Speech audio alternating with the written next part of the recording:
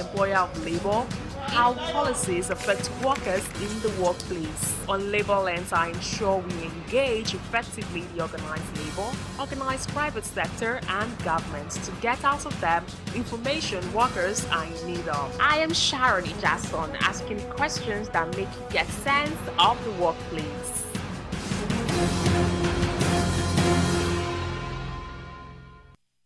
Have you had a hard time with taxes and understanding tax administration in Lagos State and the complex nature of Nigerian tax law? Do you know what agency or tier of government collects the various types of taxes? Have you ever found yourself asking any of these questions? Join us for your favorite program, The Tax Talk, your infotainment program. Have you had a hard time with taxes and understanding tax administration in Lagos State and the complex nature of Nigerian tax law? Do you know what agency or tier of government collects the various types of taxes? Have you ever found yourself asking any of these questions? Join us for your favorite program, The Tax Talk.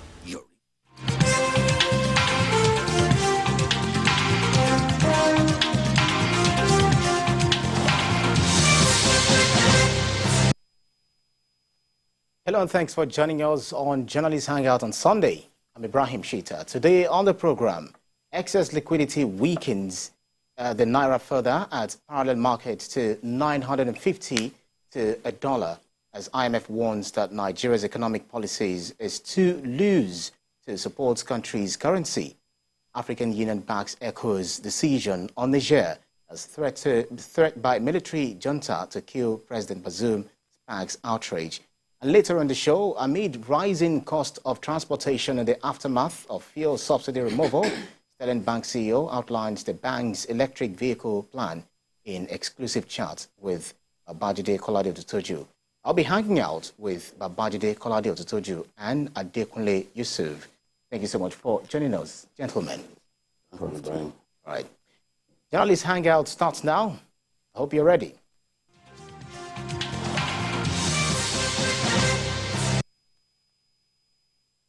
Well, let's begin by celebrating good deed and admonishing bad one. The Speaker of Osun State House of Assembly, Adewale Egbedun, caught some personnel of the Nigeria Police Force extorting money from youths in the state. In a video posted by a Twitter user, the police officers tried to hide their faces when the Speaker and his companions approached them for an immediate refund of the extorted money to the youths. Let's share this video with you. Stop the youth in Osun State. And they collect money from the youth. They make transfer to the police, and the Mr. Speaker is collecting back the money right away with immediate effect. This is the officer. Mr. Speaker is here. Officer, come here. Mr. Speaker, you are taking it easy with them. This is the police. Well, Bikeo, despite the hue and cry by Nigerians, vis-a-vis the police officers' operations in Nigeria, what will readily come to mind is police again. Yes, there are too many bad eggs in the police.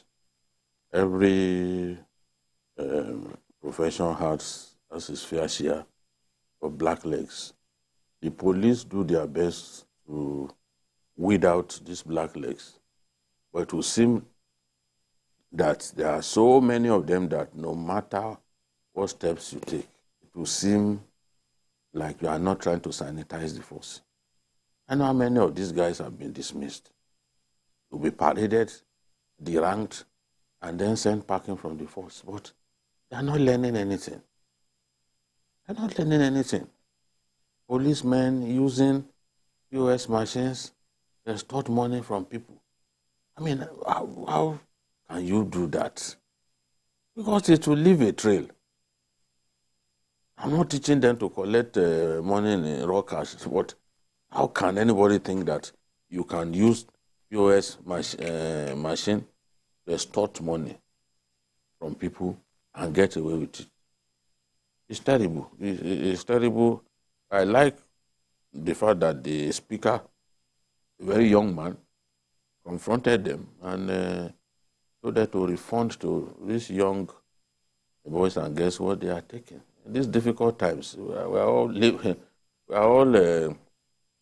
pushing through it the best way we can, but young people who are themselves dependent on their parents and all that, the little that they have are taken away from them. It's very bad. It's amazing. Adekunle Yusuf, it's very customary for the police, especially when they see our youth, who they say they're not serious. Maybe a lot of them are engaged in internet fraud, like Yahoo, whereas not all of them do it. But the police seem not to have learned from the NSAS saga, because it just keeps going on and on when it comes to extortionate attitudes. Yes, you are right. And the Nigerian police as an institution don't seem to have learned any lesson at all from the terrible incident of 2020, the NSAS crisis. And the best way to know this is still business as usual in the police stations, in the roadblocks, and everywhere. The police is like, without collecting something from people, it's like they are not in business. So you wonder what has changed. Of course, I always commend the police hierarchy. Anytime this kind of issue has come up, they always move swiftly into action, and that I always, appreciate. There is no time you bring up this thing, they won't sweep it under the carpet. You can be sure that these bad eggs in Osun State, they are already regretting that they even joined that force.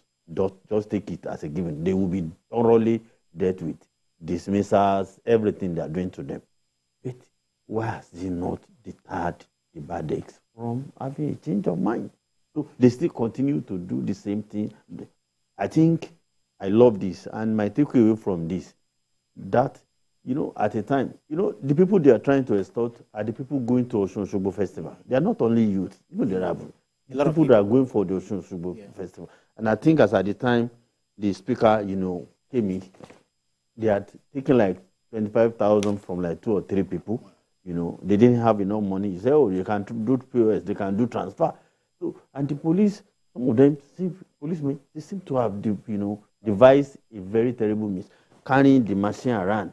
So if your this thing is not working, don't worry, we have it. Bring out your ATM. They are not afraid of being traced. They are not, no. Yeah. They are, even if you want to catch them, they are not afraid. So my happiness is, this is something from a young man, because that speaker is a very young one. Yeah. And using that to now say that he was even praising those courageous fellows that opened up, because if they didn't tell him, he wouldn't know. As he was saying that to build a Nigeria of our dream, everybody needed to be on board. Absolutely. And that responsible citizens make responsible countries. Right. And that's my takeaway. I love that aspect. Right, we need to race on because of our time. But then before we race on, Biko and Adekunle, I read a story on WhatsApp where a police officer, stopped someone for 3 hours. The person was begging. In 3 hours or 4, the police officer collected, 30,000 naira. The person got to Ogere, en route to Lagos, and the police called. He realized that an iPhone 14 was on his seat. So he was not asking the question, should you return the iPhone to the police, or what would happen? I think we should leave that to Nigerians to chew on as we reason to other issues to talk about. Right, so punishing bad behavior is not something our country is fond of doing. But the Chief Magistrate Court in the Federal Capital Territory, the FCT, has ruled that the presiding pastor of the House on the Rock Church, Abuja Uche Aigbe, has a case to answer over alleged unlawful possession of firearms.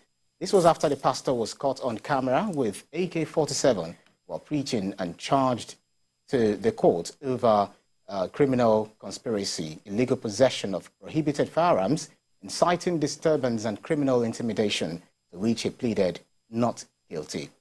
Well, Biko, it's an interesting twist that we've been reading as regards to the pastor of the House of the Rock Church. Some of these pastors go to great lengths to court controversy. You can, if you are desperate to make a point, you can actually use a gun, a wooden gun. It can help you to carve a gun that you can use that will look very much like a rifle that you can use to illustrate your point. But we live in a country where people just think they can do what they like and get away with it. It took this gun from the security man attached to the church, who is a member, who is a policeman. Now, for handing over a weapon to somebody not permitted by law to carry this category of weapon, that policeman is in trouble. Audu Musa, this fellow too, who did not know that the law does not permit him to even be in possession of this kind of weapon, is also in trouble. So you can preach, make your point without causing needless controversy. Now, I'm certain I was going to learn an exemplary lesson from this. What if the gun was loaded? This is how people die from accidental discharge. Look at him. He's not trained to handle the weapon, and you can see him carrying it, even raising it up. I've seen where the groom in a marriage directed the policeman guiding him to give him a gun salute. And in the process, he lost his life. Because clearly, even that policeman did not have sufficient training to do what he was asked to do. And in the process, a case of accidental discharge. He was saluted to the seven heavens. Yes. So this preacher misbehaved thoroughly by doing this. And I don't know who he wants to impress. He could have still made his point by having someone carve what looks like a gun for him, and he will make his point. His point will be clear to the congregation. Instead of getting a live weapon and standing in front of the church. You know, people do all kinds of things. Remember, during the COVID season, when Nigerians were broke and all that, someone during a party was sharing petrol. Yeah. It felt that, oh, since petrol was hard to come by, okay, let me share petrol. In a packed hall, they're sharing petrol. Any little combustion, the whole place gets burned. Lives will be lost. So when Nigerians behave in this manner, they deserve to face the long arm of the law. So I'm happy that police authorities arrested this man and charged him to court. That will serve as an exemplary lesson to him and others like him. Interesting. Well, one would be wondering what the pastor, was saying, while holding the gun. And I'll read to you. He said, "Some people are looking for my trouble, and I came here prepared. Today, there are some pastors with the gift of divination who go about ripping people off. This is why we should carry our guns and defend ourselves. I will particularly be coming very soon for some of you sleeping in the church." Powerful message, you would say. When you read the public communications from the church, the defenses, the whatever, I'm not that impressed, because everything you need to contextualize. That time, February 12th, on a Sunday, you remember it was the days leading to the presidential election. Yeah. And the atmosphere was extremely charged. And you see some of our religious leaders, misbehaving thoroughly, saying things that they shouldn't say. And I believe this is one of such things that people just think that they can take liberty for license and do whatever they want to do. All this talk about Muslim, this or that at that time, really, pushed some people to level of misbehavior. Yeah. I believe this is one of it, because the point he wanted to make, according to him, you didn't actually need a gun. We are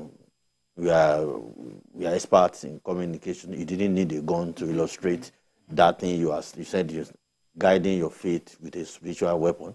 Does that, amount to holding, a proper so only God knows what was going on in his mind and the message he wanted to actually pass. But in this case, the law is very clear. Absolutely. 5 years if you are found guilty, and the law can actually be lenient on him. He may not, face anything. But we need to know, in our country, it is not only the president that is our leader.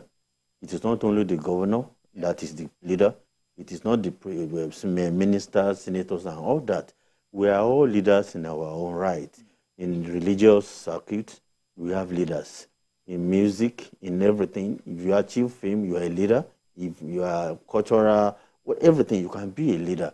As long as you have people that look up to you, you have people, who see you as their hero, you have fans, you are a leader in your own right. You should be able to comport yourself in a very decent manner, in a way that you can explain to your children that you can look up to me, that you can follow this. What that pastor did is a disgrace to the fellow pastors. Yeah. How many of our pastors behave like that? How many of our other people behave like that? It is extremely wrong. There is nothing, nobody can convince anyone to say, I only want the message to sink in. What message? Carry, lawful, you are not permitted to carry this. Absolutely. And you are not telling you it's unloaded. A gun assigned to a police officer is not loaded. You can tell that to the Marines. All right, but BKO, very quickly. But then the pastor, Pastor Igbo, has apologized for mounting the pulpit using firearm to illustrate his sermon. His action was not. He said his action was not thoughtful, and that that has left him disappointed in himself. Without running the risk of sub judice, what do you think about his apology? Well, it's apology taken, but the law should take its course. That's somebody else will do something funnier. And apologize too. The reason crime is rampant in our country is because we hardly punish people, especially those who have got tons of cash. Politicians, many people just do what they like, as if we are a nation not governed by laws. So let him face his day in court. It's for the judge to determine whether his apology is taken or not. It's not. He didn't commit a crime against me. He committed a crime against the state. It's the state that should determine whether his apology is accepted or not. All right, then. So let's move on to the brass tack of issues today, because it appears the presidential candidate of the new Nigeria People's Party, NNPP, that's Rabiu Kwankwaso, has been caught in another political battle. Chairmen and leaders of the NNPP in 10 states have called on him to stop parading himself as the national leader of the party. A statement signed by the state chairman accused the pioneer of Kwankwaso movement of using the NNPP National Working Committee to victimize members that are against his style of leadership. They called on the founder and chairman of the Board of Trustees of the NNPP, Boniface Anebonam, to wade into the matter before it degenerates into an uncontrollable crisis. Well, let me start with you, BKO, because I know that largely in Kano State, where the Kwankwaso movement is very predominant, you follow it back to back, as well as Adekunle Yusuf. But then I'll start with you, BKO. What do you think is happening in the NNPP? Kwankwaso likes to take complete control of any political association that he finds himself in. Whether he founded a group or not, he wants complete control. And if he may do governor, he wants complete control. People are saying, oh, he's actually the one ruling Kano as we speak. That is there. They are accusing these guys of anti-party activities. How do you define anti-party activities? Kwankwaso wanted to be minister. Right. He badly wanted to be minister, even went as far as traveling to France to have a meeting with Ashwaji Bola Ahmed Tinubu. He wanted to be minister. If Ashwaju had picked him, he would have been happy to face the screening. In fact, many of us thought that he will eventually become minister, but the president must have felt that that would cause serious problem within the ranks of the APC in Kano State. Imagine having Kwankwaso and Ganduje as ministers, for example. It would have been very tough to handle for the leadership of the APC, because you now have, even in the National Executive Council, how will they relate? Because these are sworn enemies who have made up their minds not to forgive one another. So, by suspending those people, using the NWC, they are convinced that he just wants to hijack the party totally and turn it to Kwankwasia movement. That's what those guys are saying. And they believe that it's against the constitution of the party for him to take the step that he has taken. So he wants NNPP to remain his baby. Yes, he was instrumental to setting it up, but you cannot have a national party that you will run like your own personal fiefdom. So he has to change his style. I do not see why you are struggling to be minister in the APC government, we are accusing some other people of anti-party activities. At what stage did you discover that they were involved in anti-party activities? At what stage? So I think that those ESCO members in the 7 states who have rejected the solution will proceed to court, and who knows, they may get justice. But it is clear what Kwankwaso wants to do. He wants complete control of the party, and people that he doesn't like, he wants to get them out of the party so early, ahead of the next election. Interesting. And, it's just starting, the NNPC is just starting to reap the fruits, which they got as were they able to produce a governor, excuse me, in Kano State. But when you think of the NNPP, what comes to your mind? You think of Kwankwaso. Does it look like the party is woven around, his personality? And what do you think is the implication of this? Of course, there's no doubt the party is woven around who he is. Nobody knows how many people know the party. So it's Kwankwaso that brought his followership, whatever, to make the party what it is today. Probably they would have got nothing in this electoral cycle that we just finished. So, and our politicians, the way they play their game is something that always baffles people who are not one of them. So what Kwankwaso is doing will not be strange to fellow politicians, because he will believe he has brought a lot to make the party what it is. But all of them do play anti-party activities. They do. Oh, who is not romancing with the president now? Is it people from the PDP? Many of those who have become everything they have become in their life through that party. But they are romancing with. So the winner is always the beautiful bride. You understand my point? So Kwankwaso himself has a case of anti-party, activity on his head. So if you're accusing me of something, are you not doing the same thing? So they're all involved. Kwankwaso wanted, just as Jide said, he was, in fact, he did everything to make Ashwaju to pick him as minister. He's having a running battle with the immediate, former governor, and you believe he should win and win totally. But look at the way Ashwaju has handled the whole thing. He didn't make either of them a minister. Right. And when the party slot was open, the job was given to Ganduje. After all, he's my party man. you are.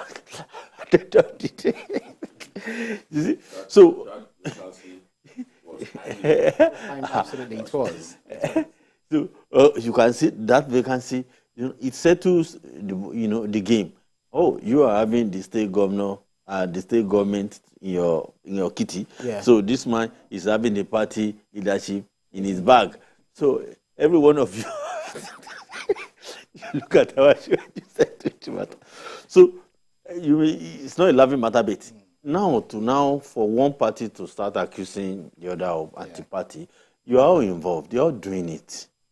You're all doing it. And if you think you have a bigger stake, which I believe you do, there's a way you bring them to your side, not dictatorial, tendencies. Well, a party has its own laws too. We'll talk about that. But then NNPP made, just like you said, they made a very good showing, in the presidential election and was able to win, Kano. So if this crisis, lingers on, what happens, and do you see the party going into oblivion just before if Kwakwanso is successfully kicked out, because it can happen?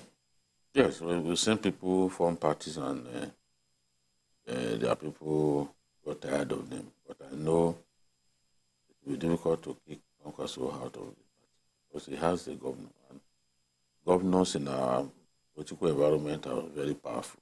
They fund the party, they are very influential. So as long as he has the governor of a very big state, it will be difficult for anybody to do anything to him. But they don't want him going around parading himself as national leader of the party. Know that they see him as trying to put the party in his pocket. And they are telling the chairman of the board of trustees of the party, Boniface and Ebona, to wade in and stop what Kwankwaso is doing.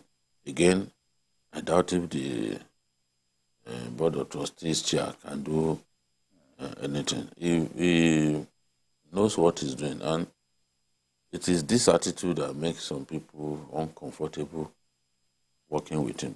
What, in my view, will happen in the final analysis is it will be difficult for Kwankwaso to take the party beyond Kano. The party will just be like a glorified local party restricted to the home state of its founder, because you sent a terrible message when you target some party chairmen, state chapters.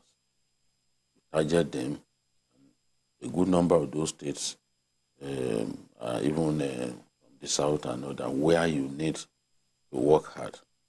So I don't know what those guys are doing. If you are saying that they lost their states, why couldn't you win Jigawa, for example? Because Jigawa and Kano many times share the same political beliefs. But in this case, Kano went PDP and Jigawa went APC. Should have been able to take Jigawa or even Katsina, because Katsina is very close, just about 2 hours to Kano. On a good road, it's not even up to. It's not up to 2. It's like 45 minutes. 2 hours. So why couldn't he take Katsina, for example?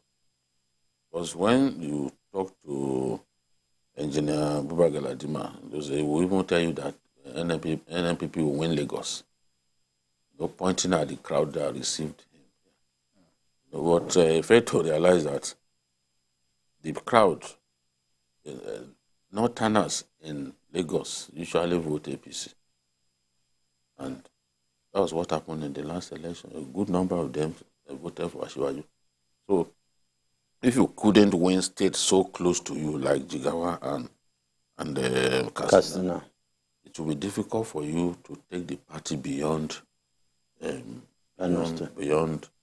Kano. He has to change his brand of politics if he's to spread the tentacles of NNPP beyond Kano.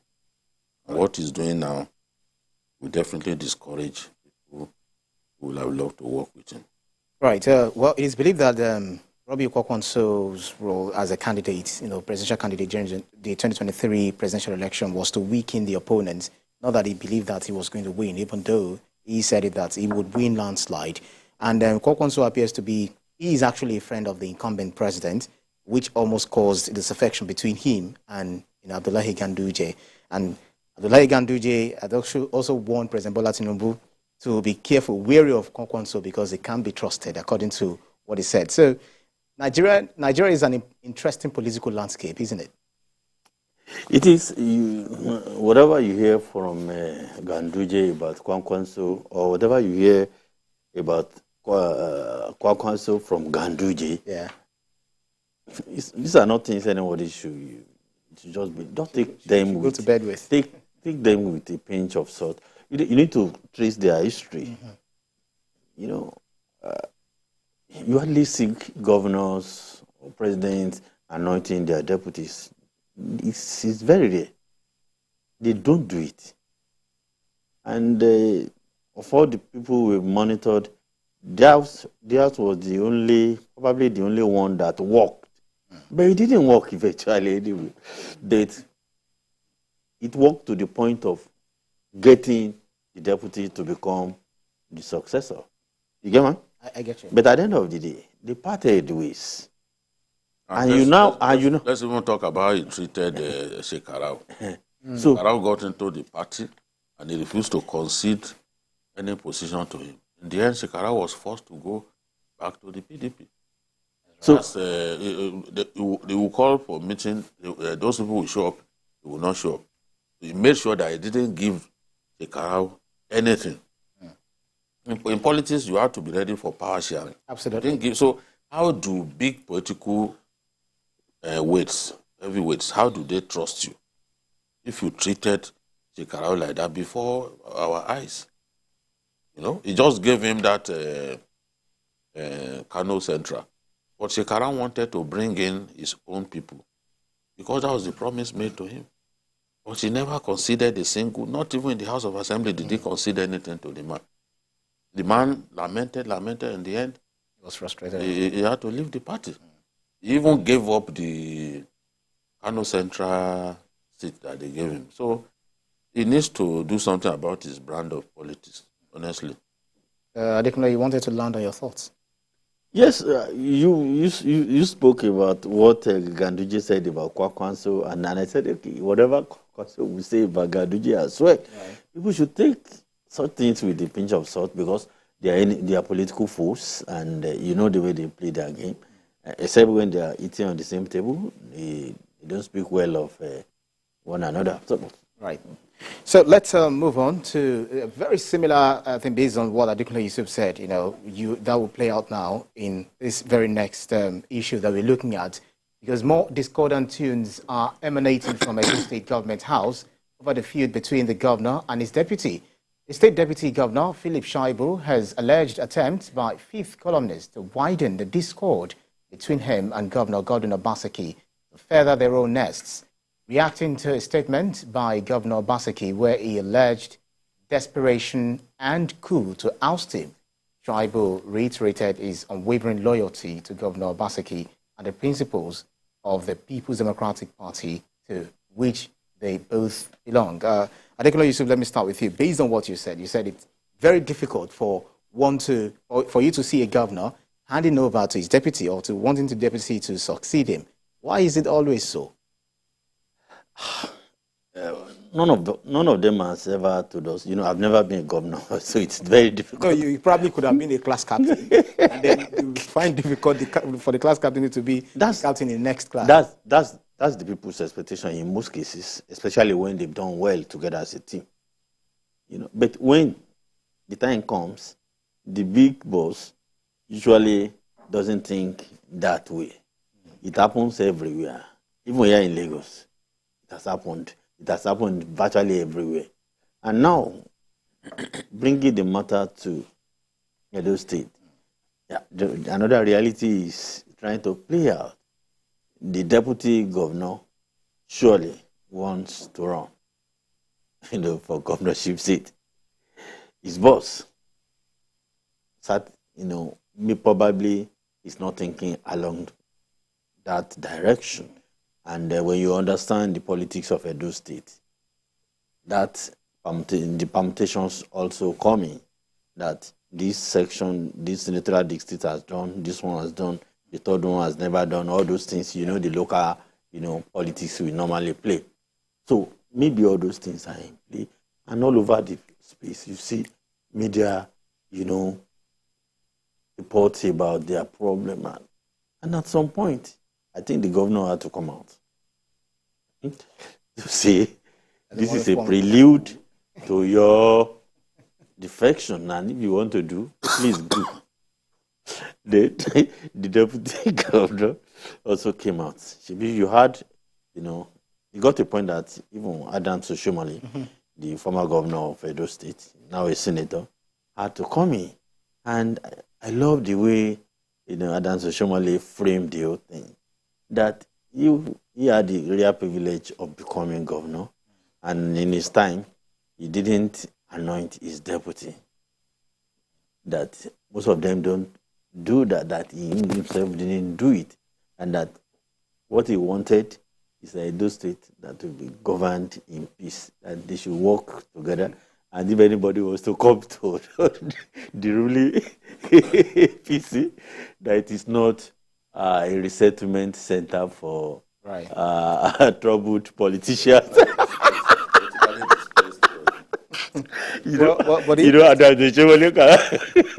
Can't talk. The interesting thing is, let me try to shape your thoughts. The deputy governor himself, Shaibu, pledges loyalty to Governor Obaseki. He said that political jobbers are bent on widening the gulf between them. He said the governor is his elder brother. So, the gulf is already wide. If all you needed to do, if you want to know the extent of the wideness of the gulf, is to read the court papers. He has filed an action against the governor, trying to stop them from impeaching him. He said a whole lot about how they've been stopping him from exercising his functions as deputy governor, how the governor has been using the police to harass him, how the governor does not pick his calls. If someone is treating you in this manner, that means the person does not want to see you. Doesn't want to see you. The problem is even worse than gulf widening. It's a chasm between both men. It is clear the way the governor spoke and the way the speaker spoke, you see clearly that they've not ruled out anything. What the speaker was saying was, look, the governor, let me start the governor. The governor said he wasn't aware of any plots to impeach Shaibu. That you are not aware does not mean that a plot is not in does existence. not exist. Then the speaker said what Shaibu has done. In the court papers, what he accused the government of Obaseki of doing would even lead to impeachment. So by talking like that, I'm already thinking that, look, this man is looking for justification. And when they start impeachment proceedings against him, they will point at the fact that he embarrassed them by lying against them, that they were plotting and all that. If you can say that the things that he wrote are capable of instigating an impeachment, that means you have it in mind. If you do not have it in mind, you will leave it at your declaration that there is no plan to impeach and let it stop there. But by saying that all of those things that he has said are capable of triggering an impeachment move, it means that you have not foreclosed it. And I think that in the coming days we'll see a lot of things that will show clearly that they are not going to leave Shaibu alone. I also don't think that the fact that Oshomole spoke in that manner by saying that the APC is not a place for internally displaced politicians. I think that is not enough to foreclose the possibility of Shaibu going to the APC. Whatever APC can do to stop Obaseki bringing his own person. Because APC has been out of power now, effectively, let me say about 6 years. Yeah. They will want to come back to power. So, and Shaibu is an asset, a political asset, especially in Oshomole Central. So it's not that when he joins the APC, he might likely want to queue, because some are saying that even if he comes to the APC, he will have to join the queue. The people saying that are not the decision makers. In the party, the way our politics is structured, one person can take that decision, and that one person has not spoken. If that one person says, "So I want this person," let him contest. They will not ask questions. That is the president. That's the way it is. Except a president who is not in charge, and you know that politically, this person doesn't look like someone who is not politically in charge. If you can replace two individuals who left the NWC the way he did, without rancor, without anything, it shows you that he's in charge politically. So he's the one who can take that decision. Some of them in the APC in Edo State saying he's not welcome, he will queue. I'm just laughing at them. Of time when that time comes, if they feel that he has asset, it's an asset politically, that decision will be taken. Obasanjo went to Sokoto. It was Mutari Shagari that won the primaries. Yes. But Obasanjo knew that Magataka Dawamako was more popular than the candidate of his party. Well, then brought him and said, "Look, be the deputy. Yeah. This is the person who will be candidate of the party." And it worked. It worked because he won by a huge landslide. PDP had never won any election in that place, in that state, but he won across the board. But those years of Mutari Shagari being deputy governor were, in my view, painful years, because they never really liked each other. They never really worked together. You know, it was just there, just marking time. Interesting. Adekunle Yusuf, Governor Obaseki fell out with his erstwhile political godfather and a couple of others. Did you think it was only a matter of time for both him and his deputy to begin to act like Tom and Jerry? No, I was even surprised, because even there were many times that I had said, if I want to be anything in life, I would want a deputy like Philip Shaibu. You know, he was a huge asset to Obaseki administration. Yes, he was an asset. But lately, even before the whole thing came out, we had had, reports, rumors that the deputy was already fraternizing with certain political groups here and there beyond the PDP family. And remember, the PDP family is also not one. The other aggrieved sections that the deputy was reportedly, meeting with them and all that. He wanted to contest. It's difficult for any deputy to succeed his boss when the boss is not interested. It's always extremely difficult. Except Shaibu will quit that party. You get me? It's extremely difficult. And don't forget the fact that the president now has a huge interest in the politics of that state. Because in the election of, what was it that time? Ashwaju threw everything into it. You understand me? But he even did a video. It was kind of a thing. He even did a video.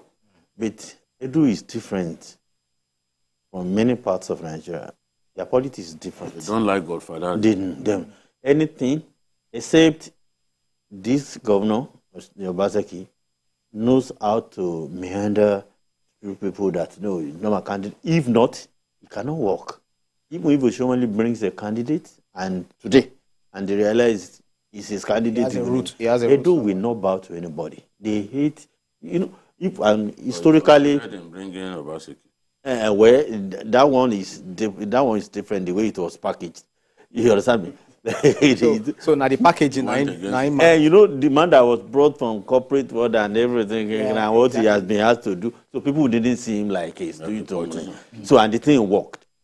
But if you trace the history of Edo people, anything like slavery, whatever, they will never tolerate it, and it's in their DNA.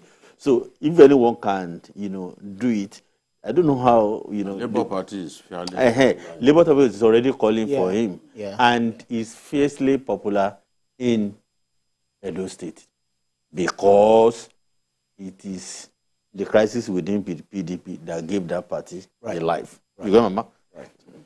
BK, we need to race on, but before we go, Comrade Shaibu claimed you also read out some of the things that he said. But then one of the things that he said is that the political jobber successfully caused the rift between Governor Obaseki and Adams Oshiomhole, and as well as former River State Governor Nyesom Wike, Dan Obi, and many others. Isn't he insinuating that Governor Obaseki can be pitted easily against others who were hitherto with him? It's not easy. It has to do with what you want to do. If I love you tremendously as my leader, I'm not simply going to listen to people who say, oh, you are terrible, you are bad, you are this. No. I know that my loyalty to you should be total. Now I'll give it to you. All of these things he's saying is just excuse. Just excuse. The governor has made up his mind not to support his deputy. He even claimed that his deputy never brought the matter of contesting to him, meaning that he thinks that Shaibu does not think that he, Obaseki, can decide whether he becomes governor or not. And as long as Obaseki is thinking like that, he's going to do everything to stop Shaibu. Because he thinks that Shaibu has diminished him, disrespected him, by not consulting him to tell him that he wants to contest. Look, the elections will soon come. And in all honesty, how many governors can condone this too? Let's be honest. If indeed there are some governors, how many governors can condone this as a deputy? How many governors do you know they are deputies? The pocket is the most difficult job to take, deputy. So I think it was in the 8th year of Wike's governorship I got to know the name of his deputy. In fact, I didn't know that. Absolutely. It was in the cooler. It was a woman. The deputy is a woman. It was late last year that I got to know. Correct. When I went to interview him, I didn't know. There was no time did I read about it. We were also looking for the name in the newsroom, just during the period where Wike was, inaugurating projects, flyovers here and there. Who was the deputy? And then we found out it's one woman, and then we said, she's just doing her thing. Who would want to fight Wike in the first place? That's why I said, how many people can condone what the deputy has done so far? Whatever the merit or demerit of it, you say, deputy governor, deputy to anybody is the most difficult job to take. Honestly, extremely difficult. It's extremely difficult. Absolutely. All right, then, let's move on to the first issue, main issue for today, which really concerns a lot of Nigerians. The value of the Naira continues to nosedive despite efforts to boost its strength. The Naira depreciated further in the parallel market on Friday as it traded at 950 Naira to $1 in Lagos, compared with 930 to $1 it went for the previous day. But on the investors and exporters window, the Naira closed at 781 to $1 compared to its opening rate of 782 to $1. This is coming as the International Monetary Fund said Nigeria's loose fiscal and monetary policies are creating excess liquidity, making it difficult for the Naira to stabilize against the dollar 2 months after it was allowed to trade freely. Right. So Biko, I want to ask you, what exactly do you think is happening to the Naira? I agree absolutely with those who say excess liquidity is a problem. Apart from the CBN's ways and means release to federal government to take care of some statutory demands. Our system is so loose, there's a lot of corruption in the system, and people have access to cheap cash in Naira. Yeah. You understand? Okay. If the CBN was not helping the federal government by way of these ways and means are debts that the federal government and its agencies owe the CBN. The World Bank has warned us that, look, these debts of the CBN were too wide. And that was why Obaseki once said that we were simply printing Naira notes. So they can't pay salaries, they can't honor some obligations, they simply go to the CBN, Print. Make the money available. When you make the money available and the states, the federal government, they are awash with cash, because corruption is rife in this system, people have access to loose Naira notes. And once that happens, they are looking for the dollar to secure it as a store of value. Because the dollar does not depreciate like our currency. So you have 1 billion, maybe somebody paid you, there was a contract that you facilitated, and a gain of 10 billion was made. There were 5 of you. We share the 10 billion. 1 billion came to you. You are looking for dollars that you can change that 1 billion to, and then lock up a wardrobe in your room.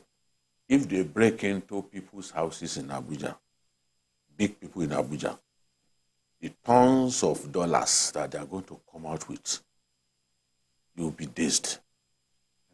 Even in this Lagos, people simply locking up dollars. Yes, it's their money. But some of this money, some people didn't get it through the right means. From Naira stolen, people simply go and find the dollar equivalent and then keep it. That is what is happening. We talked about this. I know someone who bought a house for 375 million. 300 of it was paid in cash. The rest was transferred. And which cash are we talking about?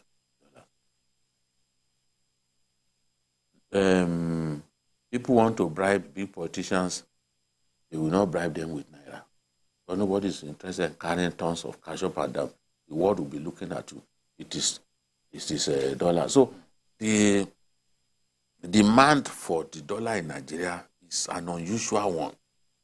It's not based on production or any reasonable variables. Right. It is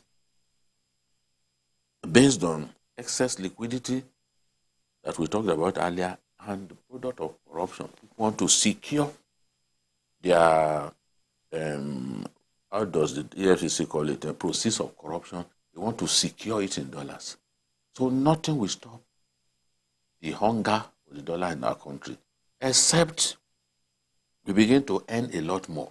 When we begin to earn a lot more, when we deal with the matter of stolen crude, when we deal with the matter of stolen crude, and we're able to earn a lot more, then there will be more dollars coming in. If the operating environment improves, foreign direct investment will come into our country and we'll have some dollars. So the dollar illiquidity will reduce for those who truly need it. A lot of people going to get dollars now, they are not investors. They are not manufacturers who badly need it for their raw materials and all that. A good number of them are just exploiting. Mopping it up and storing it up. Going on. Right.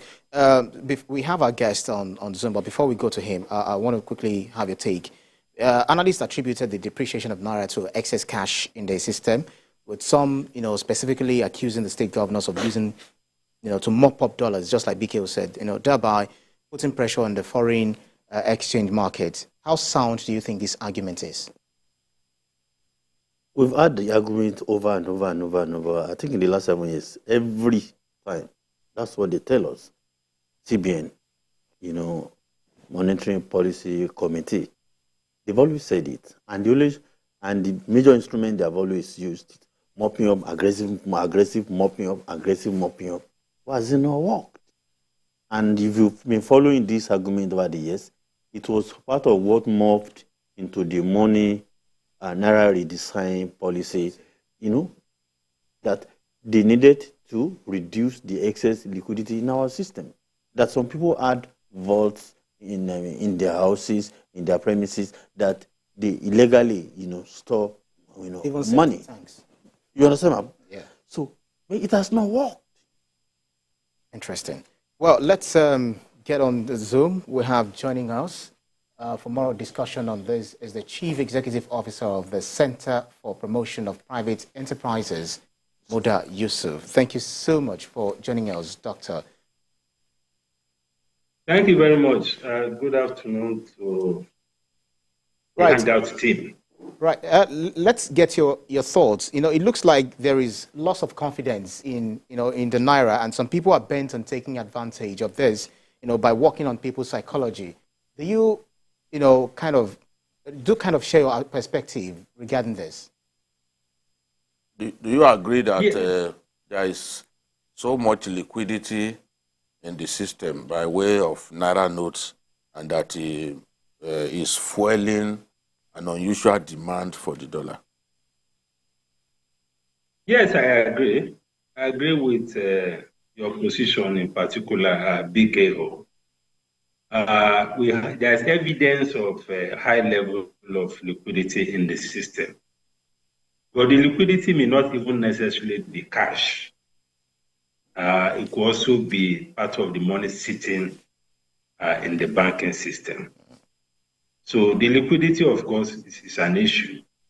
Then there are also, different kinds of liquidity, just as BKO said. There are genuine, sources of liquidity. I mean, people have worked for their money. They have their money sitting in the bank and all of that.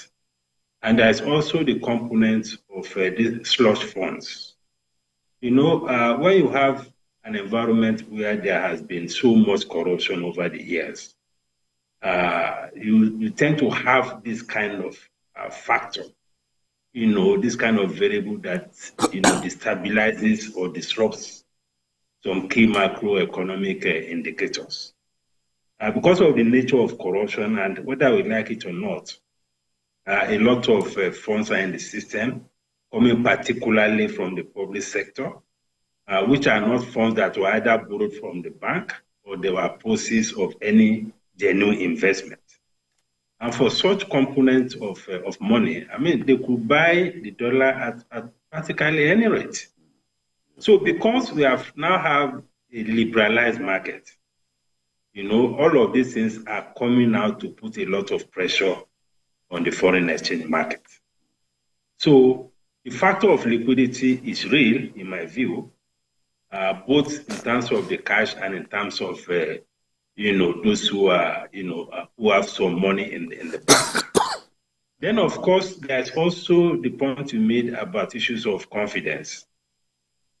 Now, when there is an issue with confidence, people tend to rush to buy things. Even if the price is going up, there'll still be this rush. So a lot of speculative components also exist in the foreign exchange market, which is why it is very important, as much as possible, to ensure that we have stability in the foreign exchange market, particularly in the official window. Of course, it is good to work towards the convergence of rates. But at this time, with the way things are, there's a limit to which you can begin to chase the parallel market rate.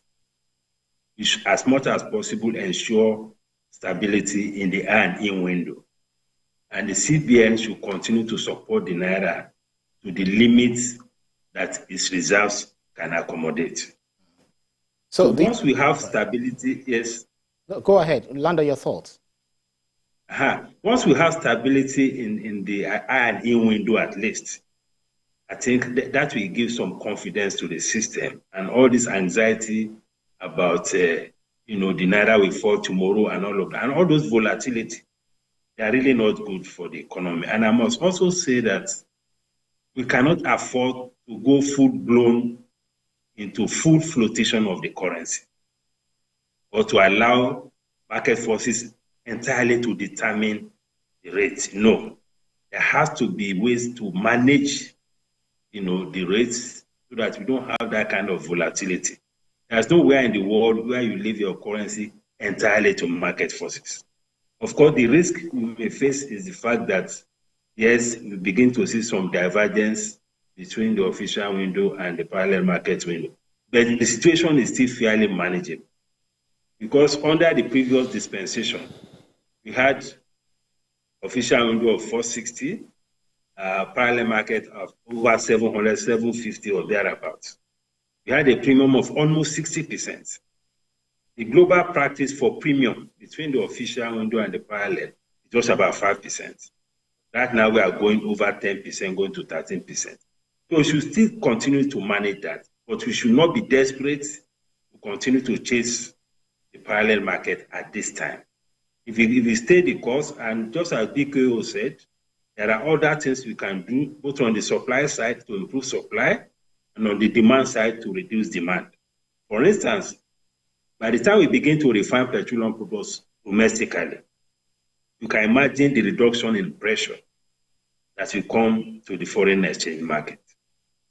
Because right now, the fuel will import, ranging maybe between 1 billion or more per month, dollars per month. That is a lot. It's a lot of pressure.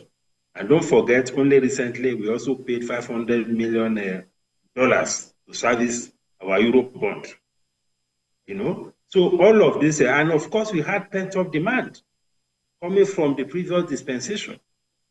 There are maturing obligations. So all of these things are coming up onto the market and putting a lot of pressure on the market. So these are the things, but my view is that these things are transitional things.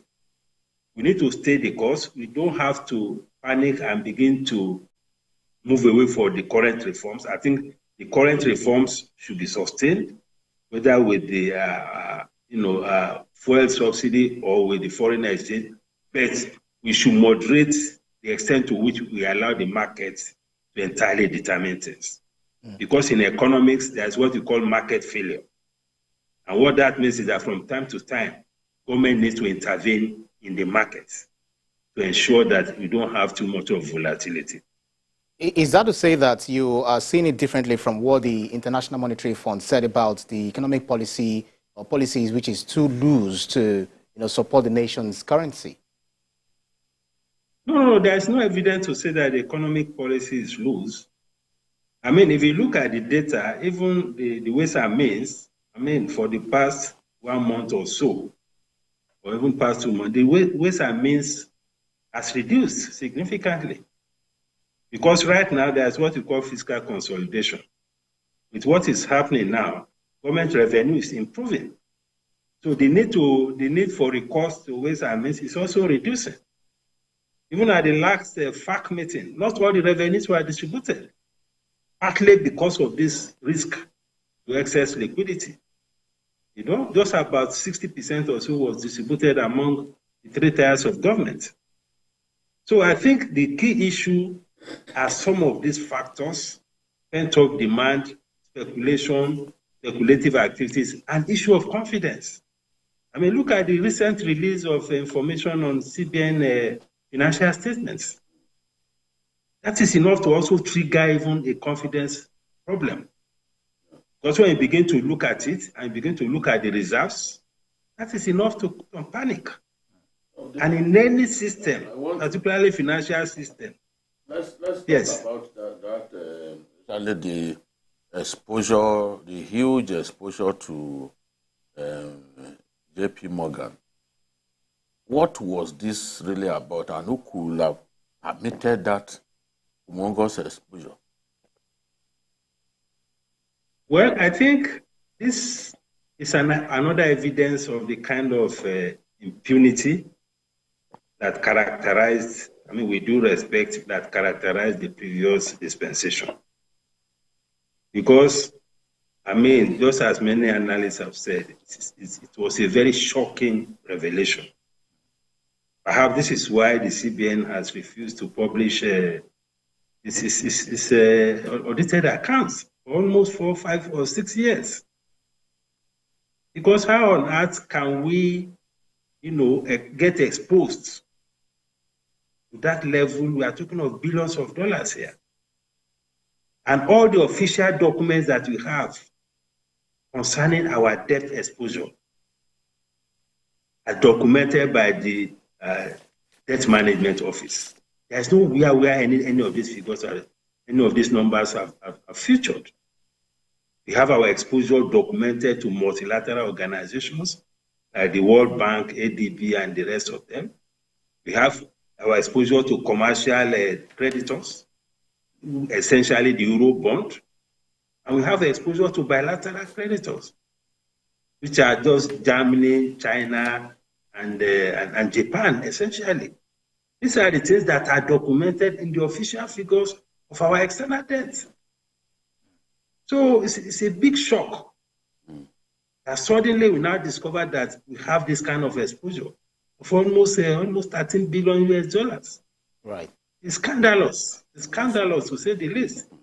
And this kind of thing also creates a confidence problem, for our foreign exchange market. It's quite interesting, development we're seeing, regarding the currencies in Nigeria, talking about the Naira. Dr. Muda Yusuf, please hang on. We will definitely continue on, this, issue, what we're looking for solutions, to help the Naira survive. Do stay with us here on Journalist Hangout. We'll take a break and be back with more.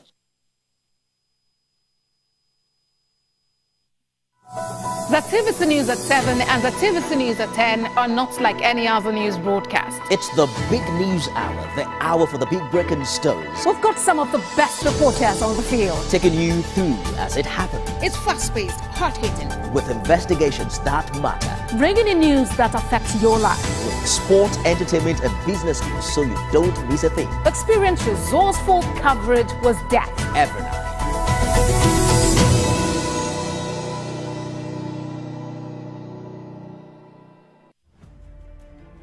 Politics is defined as getting what, where, when, and how. But in the mix, many things come to play to shape the political fortune of any country. Honorable Minister, that's how you misinform the public. From the political actors to the electorate, campaign to voting, from debates to policy decisions, big events happen to engage us in constant conversation. That's what we're looking for. Not some people who are talking about ethnicity. No. Who is on your mind? Don't worry. Join me every day on Politics Tonight, where we dissect issues that shape our political destiny. Politics Tonight, weekdays on TVC News. There is always more to a story than the screaming headline. The part of a story that is not told casts a shadow. It's like the part of an object that is not reached by light. On TVC News, I'm able to explore the many angles there are to a story, talking to stakeholders, asking the difficult questions, and digging for facts. I believe the viewers are able to make a better decision if they're well informed and understand not just a part, but the complete story. TVC News, first with breaking news.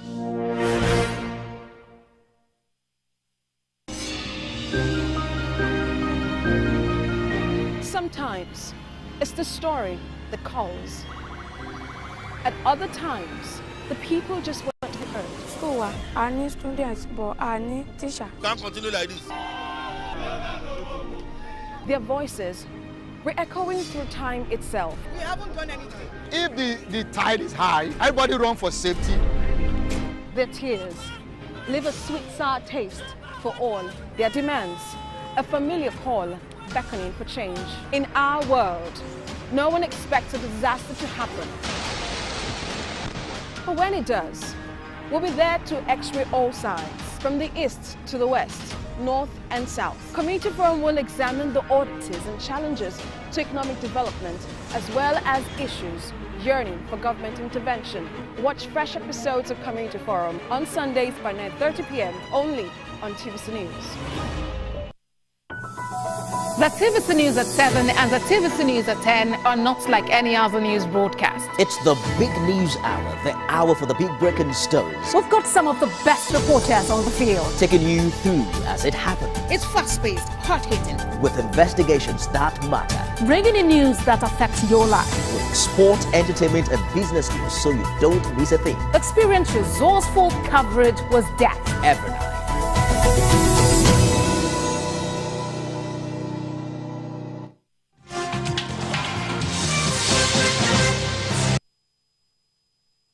You're watching Journalists Hangout on Sunday, and I've been having conversation with Babajide Kolade-Tutuju as well as Adekunle Yusuf. Before we went on the break, we were talking about what the IMF said as regards the excess liquidity, which they claim weakens the naira further at parallel market to 950 to dollar. You know, the IMF warning Nigeria's economic policies is too loose to support the nation's currency. But then the Chief Executive Officer of the Center for Promotion of Private Enterprises, Muda Yusuf, says disagrees, saying otherwise. So we continue with you. Thank you so much for hanging on and helping us to understand what is, the ailment around the naira. Because you want to say something. These are difficult times, Doctor, and many people are already even saying that they regret voting for the government because of the pains that they are going through. Again, the IMF and to some extent the World Bank are not convinced that political pressures will not force the government to backtrack on some of these policies.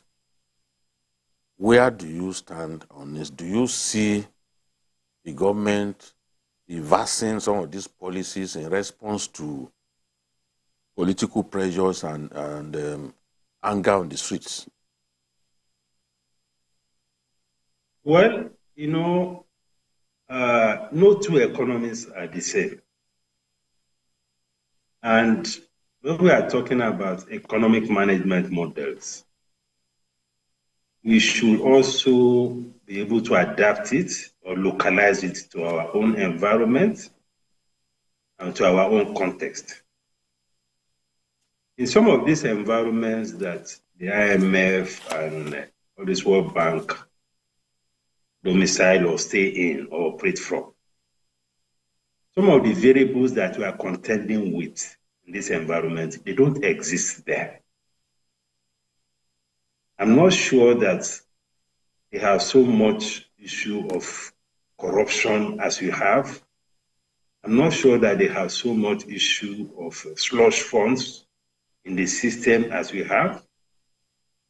And of course, over the last few years, we have had a highly dysfunctional foreign exchange policy environment, which has led to a situation where we have huge pent-up demands. We had huge maturing obligations.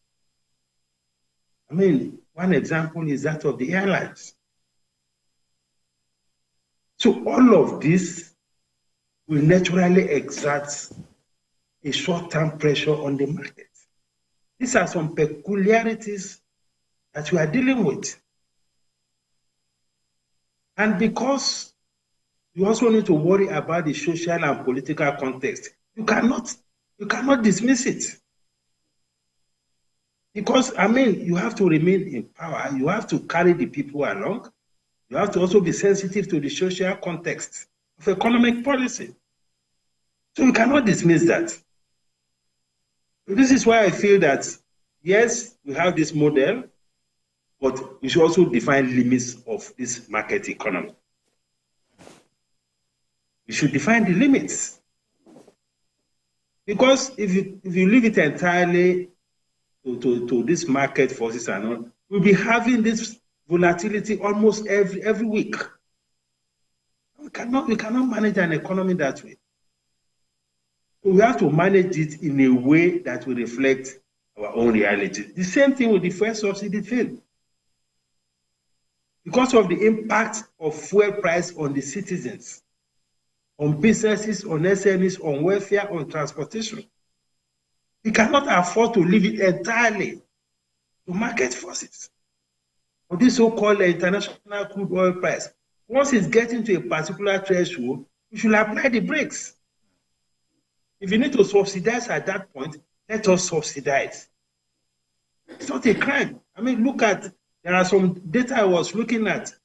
In 2022, because of the terrible situation with energy prices, globally, there was energy subsidy of $1 trillion globally, according to the International Energy Agency, on fossil fuels. Unfortunately, our own kind of subsidy was so riddled with so much corruption. Otherwise, once it comes to energy, when it comes to food, when it comes to transportation, government has a responsibility to protect the vulnerable segments of the society. Absolutely. That is the way it is. So, for me, we should not allow ourselves to be pushed entirely into any particular economic management model. We apply it as far as we go and examine the peculiarities of our environment and modify it as necessary. So that is my view. Interesting. Well, very quickly before I let you go, the president of the Association of Bureau de Change Operators, Aminu Gwadabe, said that the suspension of the FX sales to members of his association should be revisited to, in order to ease the pressure on the official market. Do you share the same opinion with him? Very quickly, if you can do that in one minute. No, I share the same opinion, but not handing over CBN Forex to Bureau de Change. No, I don't think that is not obtainable now. And it should not even be encouraged.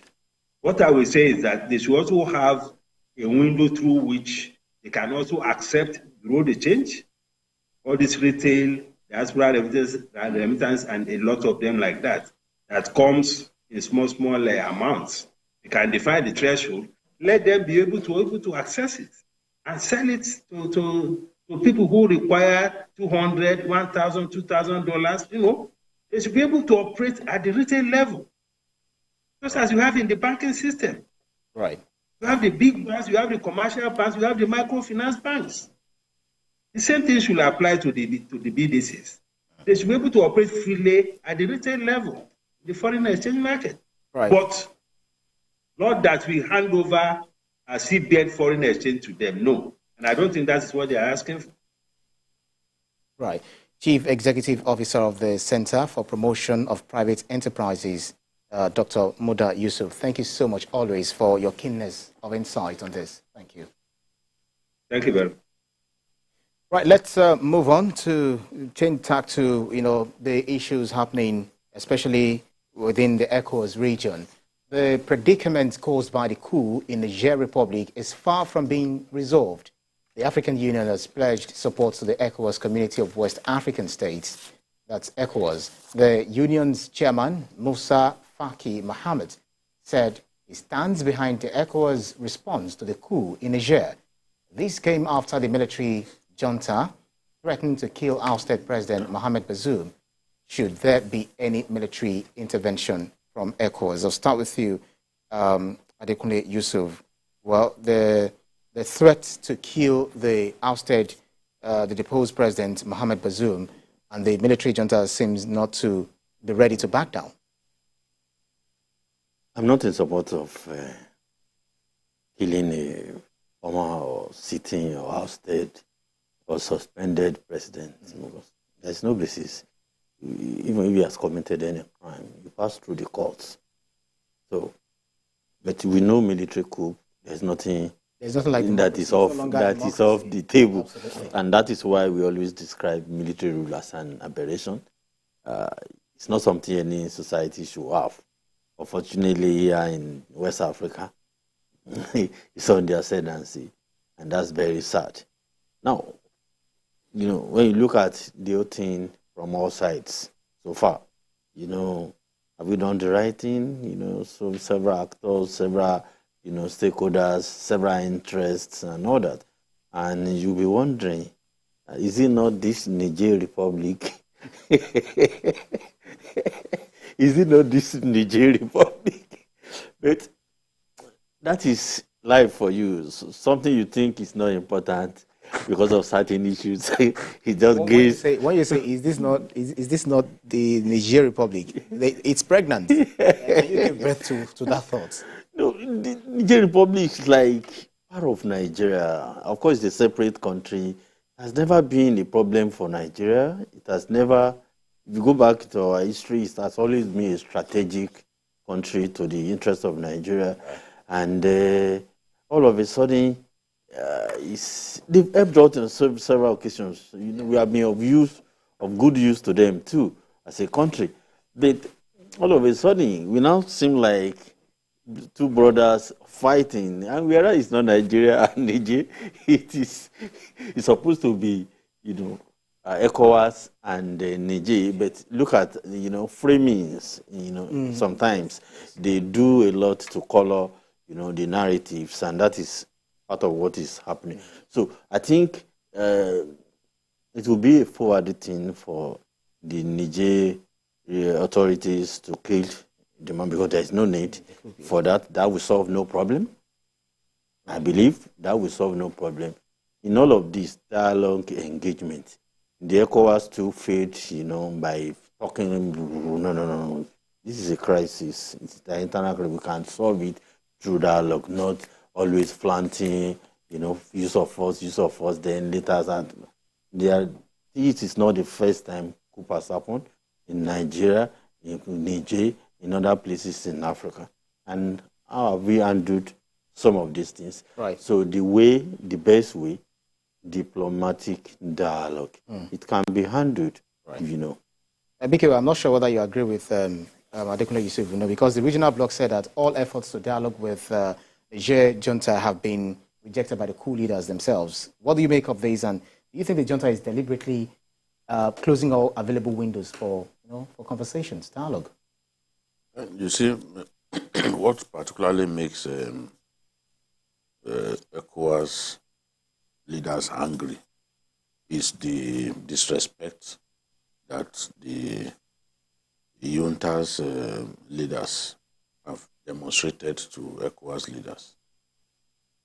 Yes, you have deposed a president who won 56% of the votes in this country. What they are saying, members of his family, members of the administration that he led, treat them with respect. Don't just lock everybody up the way you've done. Some people who had nothing to do with the way the government was run, you just locked everybody up. And they are saying, no. Release his family members. Don't. Why would you lock up his family members and they are not even ready? When a government wants to agree to dialogue, you see some concessions being made. You are not seeing any concession at all. Yes, they are allowed, even people who wanted to come into dialogue on this matter, they will tell them that, look, that they cannot guarantee their safety. That's one way of telling them to stay away. But the leader of the Tijaniya sect, Sanusi Khalifa, was allowed to come in and had a discussion with them. These guys have made up their minds. The truth is they made up their minds that, look, if Mali have a military ruler, if Guinea can have it, if Burkina Faso can have it, why not Niger? If even Sudan, why not Niger? So they... Or in ECOWAS. Yes. It's only CAR that is outside the ECOWAS that has been left by military rule since 2020. Between 2020 and now, we've had seven military coups. Even the man in charge who was killed, his son took over and promised a swift transition to civilian rule. The boy is not talking about civilian rule anymore. You mean in Chad? Chad, yes. He promised a swift transition. This is the promise they will make. But later on, you see them, they want to transmit.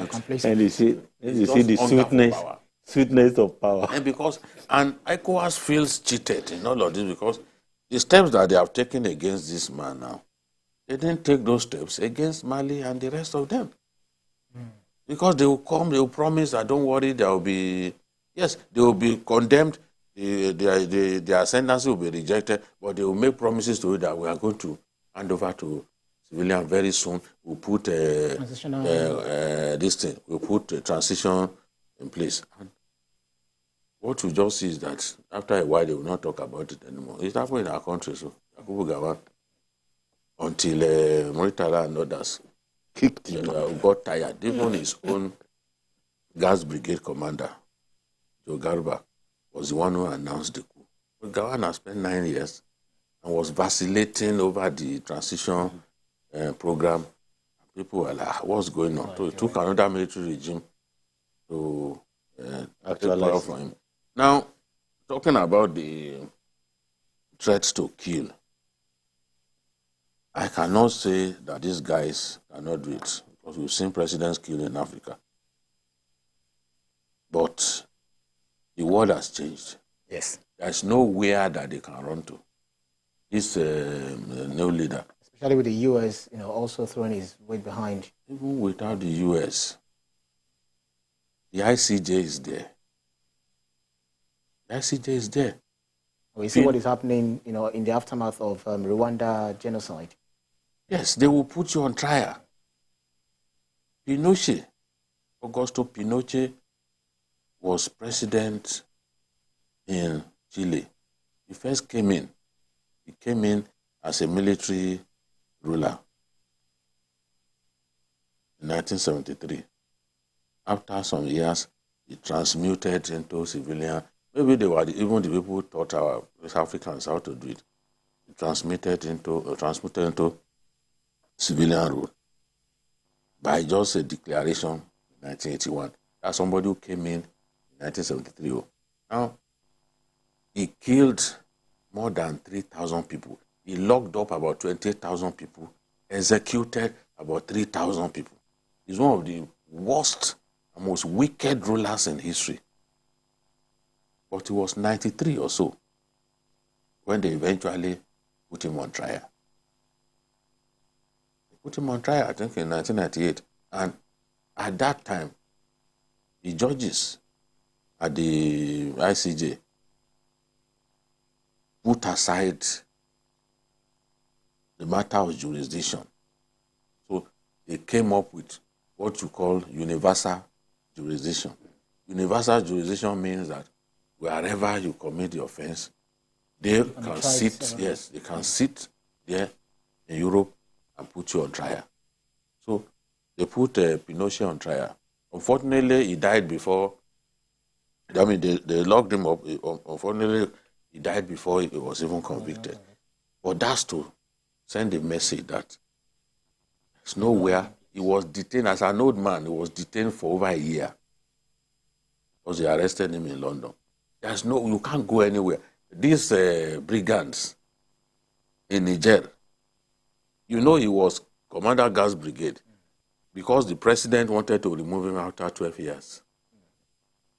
That's why he got angry and decided to chase the president away. And the president belongs to minority tribe. The country is divided. When people, yes, when people say, oh, people are happy. I've asked that in Nigeria, you can get people to gather and jubilate and pledge support for you now. They can do it. We see people do it here. It doesn't mean that the coup is popular. No. Nobody wants 56% of the vote. You just sent him packing like that. I think that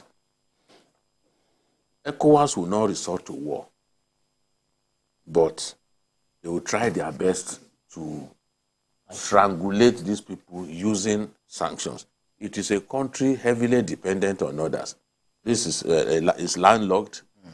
I believe that even Nigeria, and we did that in the past, we should have been able to exercise some control over Nigeria. I still believe that it will not get to war. But if they kill this man, there's nowhere, they need to be told, because they are behaving like illiterates, there's nowhere they can run to.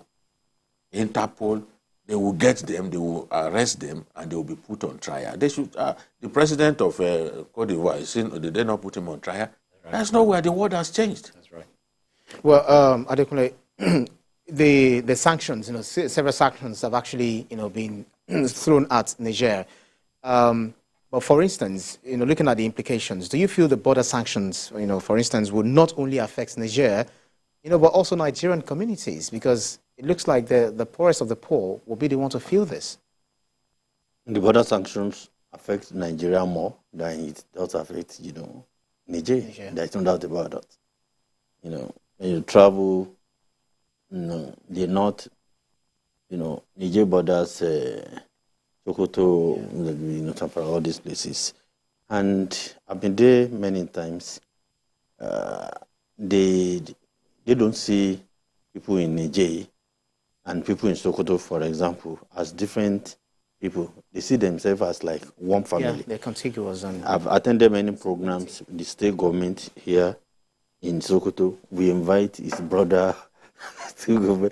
It will be even a official comment. Yeah, so they do things and they walk in and out freely.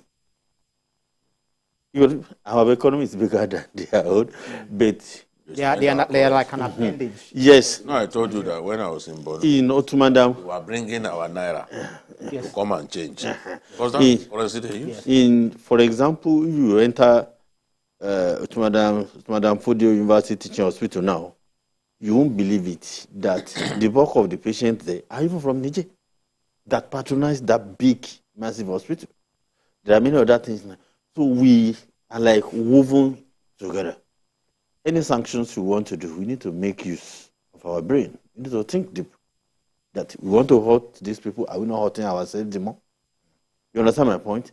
What has happened is unfortunate. We are personalized this as if it's just Nigeria and because the leadership of ECOWAS is Nigeria. Well, it's a resolution. And I think it's not a you also said it. I know. You said something about framing. The media seems to have been framing that it is President Tinubu taking this decision. That is understandable. Is ECOWAS decision? Even the president's spokesman, Ngilali, had to do even a press conference about this. To say, no, it's not about President Tinubu and Niger. It's not Nigeria. There is ECOWAS. Even AU now. You understand me? Because you need to manage public perception. The way people say things. And it all comes from the skills of framing and all that. If the people are seeing a different picture, you need to, do the proper narrative so that people understand. It is not President Tinubu versus the coupists in Nigeria. No, it is not. It is ECOWAS decision. It is ECOWAS decision. It is not Nigeria versus. But in every decision we must take, we must ask, do we have a dog in this fight? Because ECOWAS is a body, but we are directly, by the name of these people. Absolutely. But BK, some hold that since the junta forcefully took over power, there should be no room for dialogue. It should be force over force. Force should also be used to deploy to remove them. Oh, no, sometimes it works. So let's give it a chance. After all, Ajame didn't want to leave power. It was a combination of threat of force and dialogue. Eventually led to his hurried departure, the private jet provided by Nigeria, and the real winner of the election assumed office.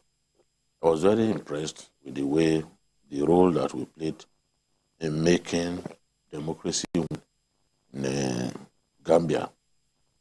And I believe that it's possible. As we speak, ECOWAS troops are still in Gambia, providing some support for the government. In fact, this man who just took over in Niger served in Gambia. He was even leader of the... He served in Gambia. So sometimes you just ask what's going on. But of course, because they wanted to remove him, after 12 years as a gas brigade commander, he still didn't want to leave. That's why he took power. So for me, let's still give dialogue a chance. Sometimes people make all kinds of threats.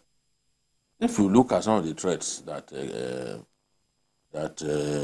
Saddam made during the first Gulf War, you won't believe that he will then be begging when they caught him inside the sewage pit where he was hiding. You won't believe that he would be begging them that they should let him talk to Bush. He said it will be mother of all wars.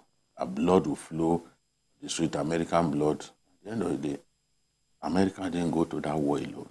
America got even neighbors of Iraq involved. Syria was there, Kuwait. No? The only thing the Arab world said was, don't bring Israel in. Israel's matter is an emotive matter in the Middle East. Don't bring Israel in. We will join this war, but if Israel steps in, then we will withdraw. Right. And that was why when Israel was being bombed, Saddam was deliberately sending Scud missiles into Israel to provoke Israel to get involved in the war. America supplied them with Patriot missiles and put 3 diplomats to give Israel close marking. Please, if you enter this war, the war is finished. Our Arab friends withdraw, and we need them. Because at that time, Syria was very strong. Syria provided up to 50,000 troops. So at that time, nobody saw it. Even France, that usually does not want to get involved with any war that America is fighting. France contributed no less than 11,000 troops.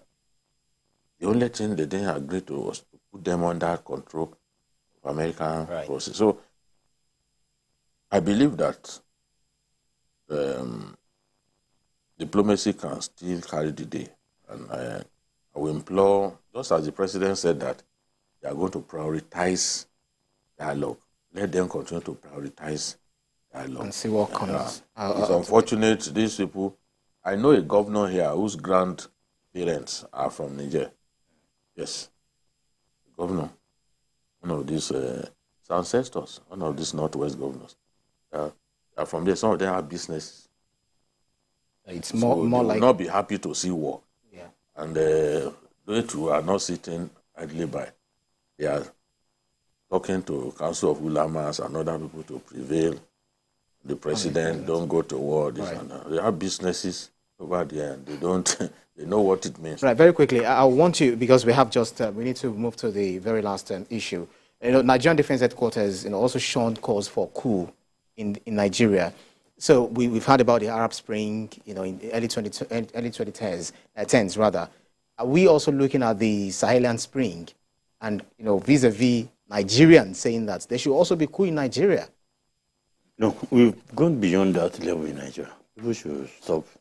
You can say whatever you want to say, but in Nigeria, we have gone beyond the era of coups.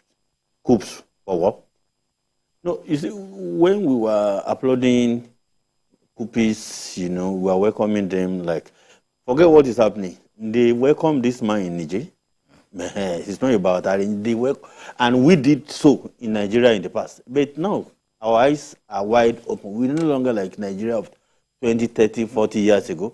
Nigerians are far more educated now, more enlightened, more exposed. Who will lead the coup? What would you tell us? Fellow Nigerians, we tell you to go back to your barracks because that's not the job we gave you. That uniform on your, on your neck is for a different thing, not to come and go. We've seen it all. Countries that have not tasted the worst part of military rule, we think that they can come, correct certain, or perceived errors and this and that.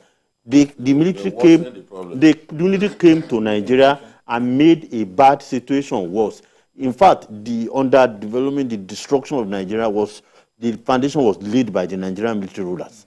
So who will come here and say military rule? We all will march and say no. These boys, these little boys and girls on social media asking for military rule, they didn't witness it. They didn't know what was military rule. They were little boys. They didn't. Or they were not even born during military era. So maybe even as journalists, we lost some of our friends to military rule. Bagada Kalto was confident. He was killed. And there are others too. Some they did not kill them, but they detained them unnecessarily. They came out of prison, they became something else. They can rant on social media and no problem. They lost their lives. So these ones don't even know what military rule is. What are they talking Let them rant on social media about military, but it's not in Nigeria. Nigeria has gone beyond that era. Nobody can do it again. You can't succeed. Not even 24 hours. We will welcome you. Absolutely. Well, amid rising cost of transportation in the aftermath of petrol subsidy removal, Sterling Bank CEO has outlined the bank's electric vehicle plan in an exclusive chat with Babajide Kolade Tutoju. The managing director of the bank, Abubakar Suleiman, said plans are ongoing to replicate it nationwide. The report is presented from our studios.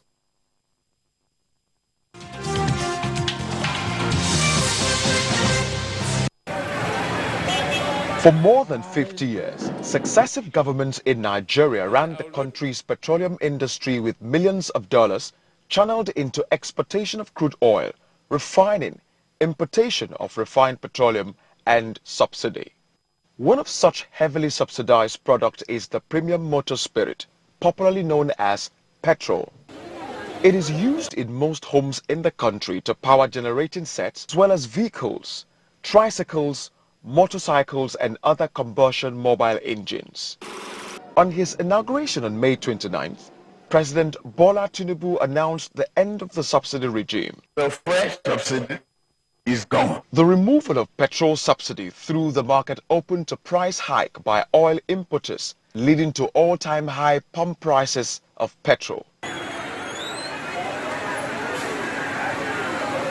Today, Nigerians buy petrol at between 568 or 615 naira per litre.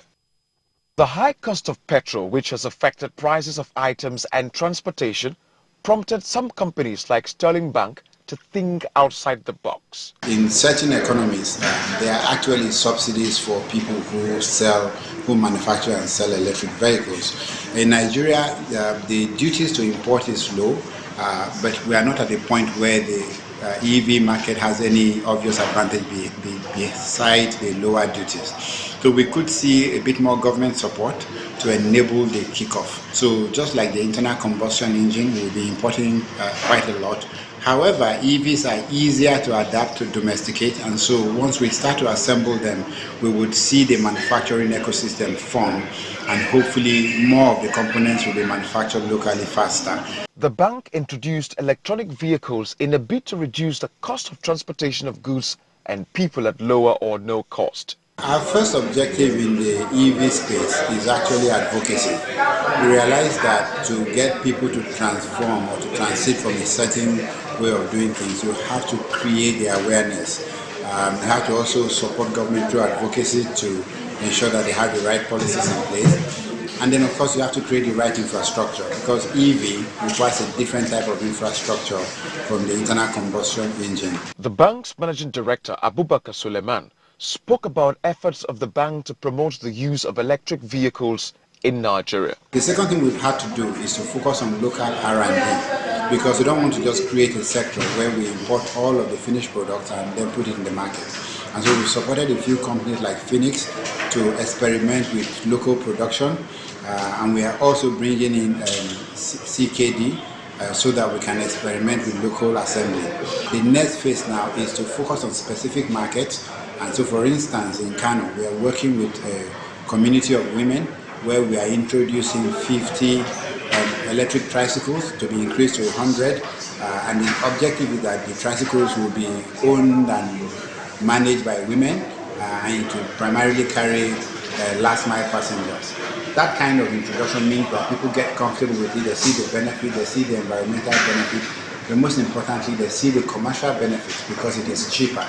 Suleiman highlights the benefits of electric cars. But most importantly, people need to have a change of attitude. People need to see the benefit of an electric vehicle in their lives, and they also need to trust it. So we need to help build that trust. The way you can build trust is to introduce this vehicle into the market, let people own them, let people travel in them, let them see that they are actually a better way of transporting both goods and people, and then you can then have the market.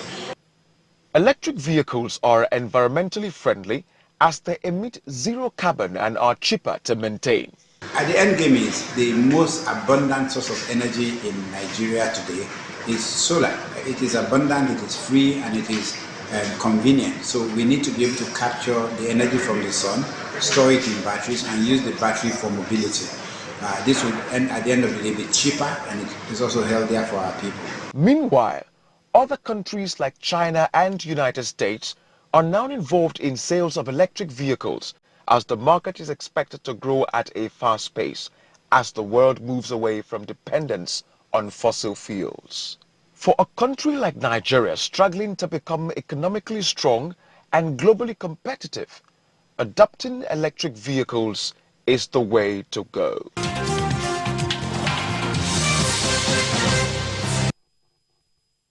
Well, that's kind of breaking news coming in. The Niger coup leader has agreed to dialogue with ECOWAS. It says, and I quote, "We have agreed and the leader of our country has given the green light for dialogue. They will now go back and inform the Nigerian president what they have heard from us. We hope in the coming days that is the ECOWAS, will come here to meet us to discuss how the sanctions imposed against us will be lifted." It looks more like you guys are clairvoyant. You know, you've been advocating that that's what's supposed to be. That's the way to go, dialogue. The sanctions can achieve what we thought the guns can do. Sanctions, because it's a country, as I said earlier, heavily dependent on Nigeria. It's a landlocked country.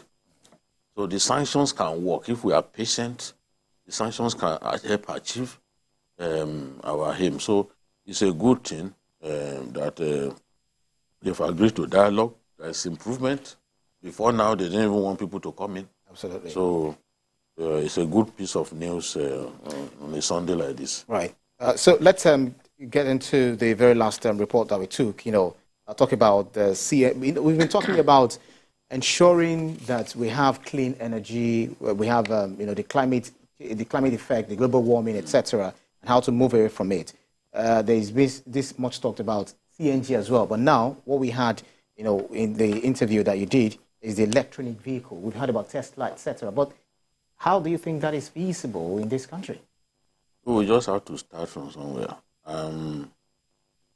I asked the MD which is more expensive, but he's convinced that everything put together, an electric vehicle is cheaper than gasoline-fired engines. And cleaner. And of course, cleaner, cheaper to maintain because you don't need to change engine, buy a carburetor, all those things, mechanical, feeding fat, no room for that. You just focus on your tires, change your tires from time to time. And the oiling aspect. Yeah, the oiling aspect is gone, So if they can build service centers where people along the highways can charge their cars, because when your vehicle is fully charged, it can go like 2 hours non-stop. But along the highways, if they build those service stations, people can charge. Just top it up, charge, then you proceed on your journey. Which would be like the normal fuel filling station. If possible, the normal way we do. You can also have your power bank in your car. Yes, and those service centers will be powered by solar. Yeah. Because I've had people say, a country that doesn't have electricity, they are talking about electric cars. They will be powered by solar energy. So government has to also come in and see how they can help invest in that, to provide the environment that will make this successful. Honestly, if I can, what will save me buying fuel at 600 naira per liter, I'll gladly jump at it, honestly, at this stage. I've had an experience of this electric vehicle, just a few days that I spent in the UK. Most of the cars that were used to transport us from one place to the other, one of them was electric vehicle, and they made us understand that this is what they are pushing, for. Somewhere in Germany, I'm not sure whether Germany or China, on the road is designed to recharge the vehicle as it moves, as the wheel rolls on it, is designed to do it. But do you feel this this coming to fruition in this country, especially with some of the facilities that are designed in Nigeria, installed in Nigeria, and you have people going there to bastardize, to destroy it? Well, for now, we may say we are not right for it, but there's nothing that cannot happen.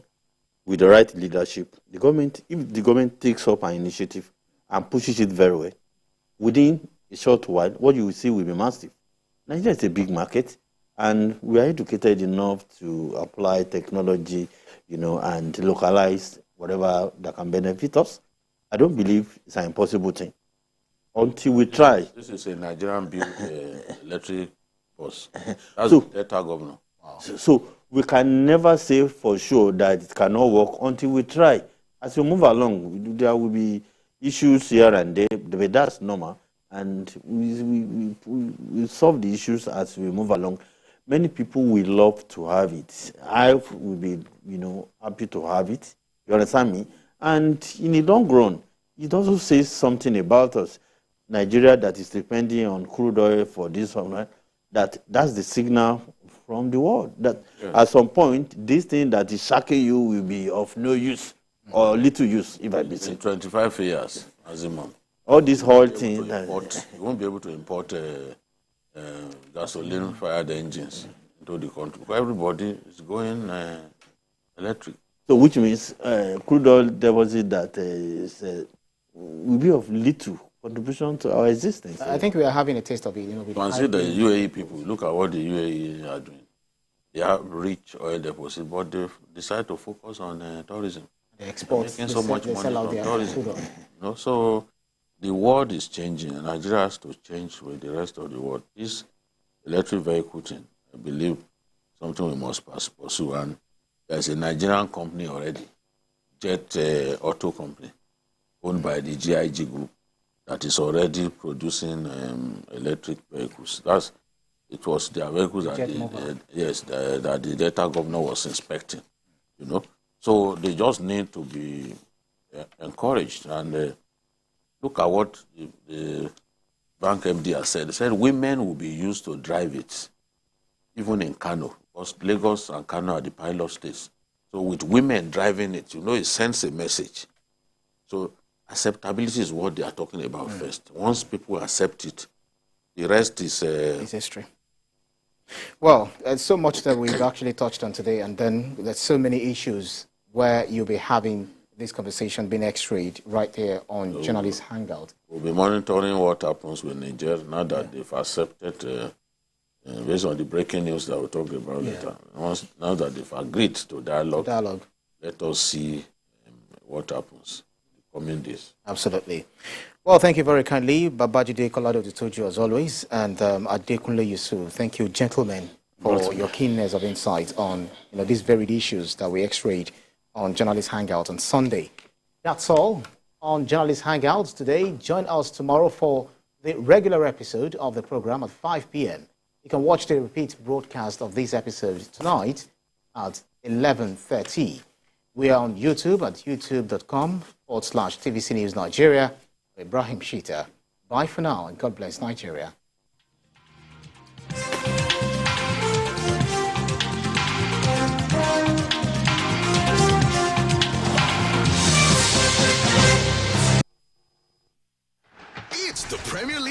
on DSTV. All the goals, all the clashes, all the moments. All of Rashford, Salah, and Saka. All in the language of your choice. All in HD. Available on all these bouquets to choose from. To watch on all these devices. Stay connected for all the action. Get DSTV with an HD decoder. Plus dish plus 1 month confirmed for 18,500 Naira. It's the Premier League. All on DSTV.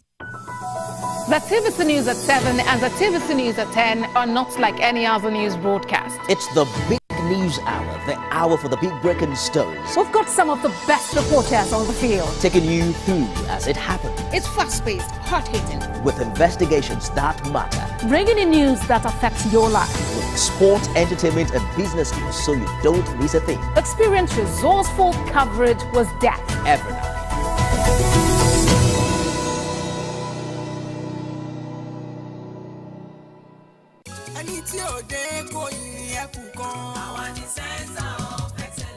Lagos is the most visited state in Africa as the 5th largest economy on the continent. Covering the state and its government is no mere feat, it's a busy beat.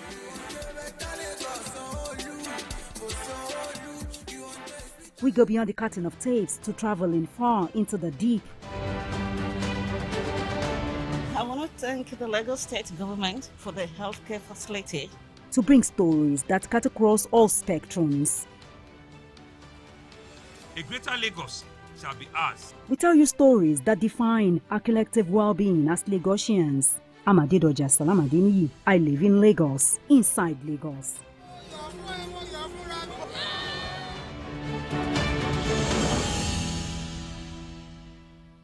For God so loved the world, and he gave his only begotten Son, that whosoever believeth in him should not perish, but have everlasting life.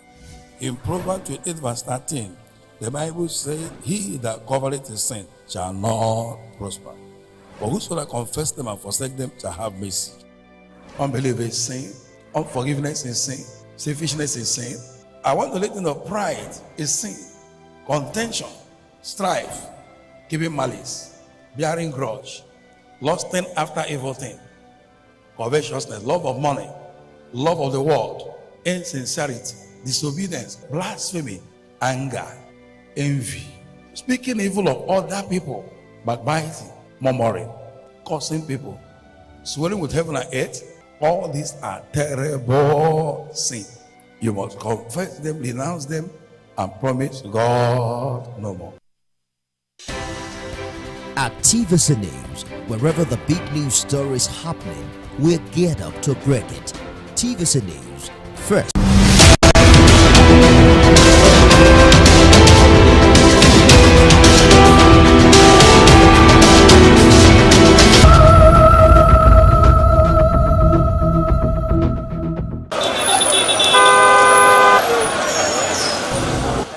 Over a month ago, with 12,000 Naira, one could fill a tank of about 70 liters. Station with her as she stopped by a fuel station to fill her tank.